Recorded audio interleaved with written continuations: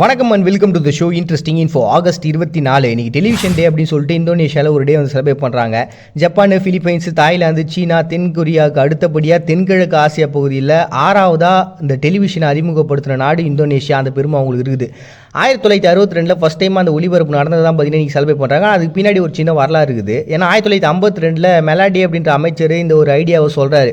நம்மளது எலெக்ஷன் வேறு வரப்போதில்ல, அதனால் நம்ம வந்து டிவி ஓப்பன் பண்ணலாம் அப்படின்ட்டு. பட் ஆனால் அந்த சமயத்தில் யாரும் அதை பெருசாக எடுத்துக்கல. ஒரு 10 வருஷம் கழிச்சு ஜகார்த்தா அப்படின்ற பிளேஸில் ஆசிய விளையாட்டு போட்டிகள்லாம் நடத்தலாம்னு சொல்லிட்டு முடிவுகள்லாம் எழுந்ததுக்கப்புறம் இந்த விளையாட்டு போட்டி நம்ம ஒளிபரப்புனா என்ன அப்படின்ற ஒரு கான்செப்ட் மறுபடியும் அதில் டிவின்ற கான்செப்ட் வந்துருச்சு.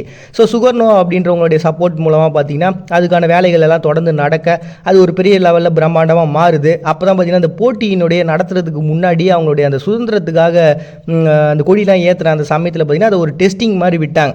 பட் ஆனால் முழுமையாக அந்த போட்டியினுடைய துவக்கத்தை தான் அவங்க ஃபஸ்ட் டைமாக ஒளிபரப்புனாங்க இந்த நாளில், இந்த டேட்டில். ஸோ அதனால தான் இந்த டேட்டு சூஸ் பண்ணிடுறாங்க. அட் த சேம் டைம் இதில் இன்னொரு விஷயம் ஒத்து போகுது என்னென்னா, அவங்க நாட்டில் தனியார் தொலைக்காட்சிகளுக்கெல்லாம் அங்கீகாரம் கொடுத்தாங்க. அப்படி 1989 அங்கீகாரம் கொடுக்கப்பட்டு ஃபஸ்ட் டைமாக தனியார் தொலைக்காட்சியும் ஒளிபரப்புனாலும் இதே நாள் தான். இப்படி அவங்க நாட்டில் கிட்டத்தட்ட ஒரு 15க்கும் மேற்பட்ட இலவசமான சேனல்ஸ்லாம் இப்போ வரைக்கும் இருக்குது. அது தனியார் சேனல்கள்லாம் ஏகப்பட்டது இன்னும் நிறைய இருந்துன்னு தான் இருக்குது.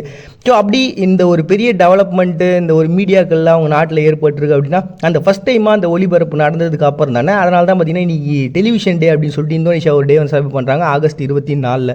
நெக்ஸ்ட் நாஸ்டாலஜியா நைட் அப்படின்னு சொல்லிட்டு உருகையில் ஒரு டேங்க. நாளைக்கு அவங்களுக்கு சுதந்திர தினம். ஸோ அதனால் என்ன பண்ணாங்கன்னா அதுக்கு முந்தின நாளைக்கு லீவு தானே, அதனால் நீங்கள் என்ஜாய் பண்ணலாம் அப்படின்ற ஒரு மைண்ட் செட்லையும் ஒரு பீஸ்ஃபுல்லாக இருக்கலாம் அப்படின்ற ஒரு மைண்ட் செட்லையும் தான் இந்த ஒரு டே ஸ்டார்ட் ஆகிருக்குது.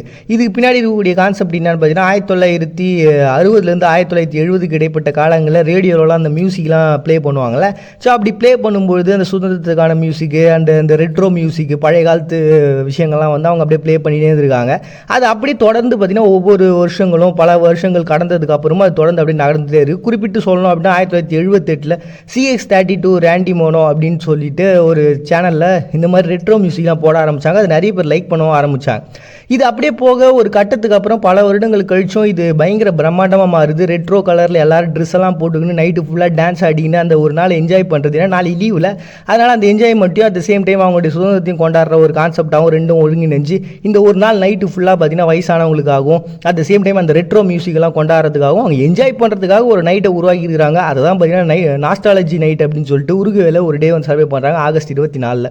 நெக்ஸ்ட்டு மகால்டி டூபா அப்படின்னு சொல்லிட்டு செனகலில் ஒரு டேங்க. அந்த செனகல் அப்படின்ற ஒரு பிளேஸ் பார்த்தீங்கன்னா இன்றைக்கி உலகத்தில் ரொம்ப ஏழ்மையான ஒரு நாடுகளில் ஒன்று. இது ஆப்பிரிக்காவில் இருக்கக்கூடிய ஒரு சின்ன குடியரசு தான். ஏன்னா ஏகப்பட்ட கடன்களை வாங்கி கிட்டத்தட்ட 170வது இடத்துல இருக்குது. மொத்தமே 191 நாடுகள் தான், அதில் 170வது இடத்துல இது இருக்குன்னா பார்த்துங்க எவ்வளோ கடனில் இருக்கும் அப்படின்னு சொல்லிட்டு. ஸோ அப்படிப்பட்ட ஒரு நாடு தான் இந்த குடியரசு நாட்டை பொறுத்த வரைக்கும். எதுக்காக இந்த டே அப்படின்னு பார்த்தீங்கன்னா மோர்டிசம் அப்படின்னு சொல்லிட்டு ஒரு விஷயம் சொல்லுவாங்க. இது வந்து பார்த்திங்கன்னா அமாடு பாம்பா அப்படின்ற ஒரு பர்சனால் உருவாக்கப்பட்ட ஒரு மதம் தான் இது. அவங்க நாட்டில் கிட்டத்தட்ட 40% பேர் இதை ஃபாலோ பண்ணுறாங்க. ஃப்ரெஞ்சுக்காரங்க இந்த சமயத்தில் தான் இவர் இந்த விஷயத்தை பண்ணார். அப்போ ஃப்ரெஞ்சுக்காரங்க என்ன பண்ணுறாங்க அப்படின்னா இதனுடைய ஃபாலோவர்ஸ் ஜாஸ்தியாக இருக்கிறாங்க. ஏன்னா இதோடைய கான்செப்ட் நிறைய பேருக்கு பிடிச்சி போய் அதை ஃபாலோ பண்ணுறாங்க. ஒருவேளை இவங்க நம்மளை எதிர்த்து போராட ஆரம்பிச்சிட்டாங்கன்னா அது நமக்கு பெரிய பிரச்சனையாக போயிடும். அதனால் என்ன பண்ணலான்னா ஒரு நாடு கடத்திலான்னு சொல்லிட்டு பிளான் பண்ணிட்டாங்க. ஆனால் ஒரு நாடு கடத்தி இந்த காபோனு முரிட்டினியா அப்படின்ற பிளேஸில் கிட்டத்தட்ட 12 வருஷம் ஒரு நாடு கடத்துறாங்க. அப்படி கடத்தினதுக்கு அப்புறம் தான் பார்த்தீங்கன்னா இன்னும் அவரை ஃபாலோ பண்ணுறவங்களோட எண்ணிக்கைன்றது ஜாஸ்தி ஆயிடுச்சு.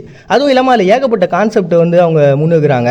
இந்த மதத்தை பொறுத்த வரைக்கும் அவங்க பேசிக்காக வச்சுருக்கக்கூடிய கான்செப்ட்லாம் என்னென்னு பார்த்தீங்கன்னா ஒரு 6 கடமைகள்: நோன்பு நோக்கிறது, இந்த சுத்தமாக இருக்கிறது, நம்பிக்கை, யாத்திரை, தர்மம் பண்ணுறது, அப்புறம் வீட்டுக்கான கடமைகள் அப்படின்னு சொல்லிட்டு மெயினாக வச்சுருக்காங்க. அடுத்ததாக பார்த்தீங்கன்னா மொரிடிசம் ட்ரையாங்கிள் அப்படின்ற ஒரு கான்செப்டையும் வச்சுருக்காங்க. அதில் வந்து அன்பு, சேவை, அறிவு அப்படின்ற கான்செப்ட் வரும். 100 வருஷத்துக்கு ஒரு தடவை பார்த்தீங்கன்னா இதை புதுப்பிக்கிறதுக்காக ஒருத்தர் வருவார் அப்படின்ற நம்பிக்கை இந்த மதத்தில் இருக்குது. இந்த மாதிரி ஏகப்பட்ட விஷயங்கள் இருக்குங்க. ஸோ இதெல்லாம் ஒரு பக்கம் போயிட்டுருக்கு. இன்னொரு பக்கம் இவர் இறந்து போயிட்டார். இறந்து போனதுக்கப்புறம் மறுபடியும் இங்கே இருக்கக்கூடிய அந்த மெகால்டி டூபா அப்படின்ற ஒரு பிளேஸில் பார்த்தீங்கன்னா இவரை வந்து அடக்கம் பண்ணிடுறாங்க.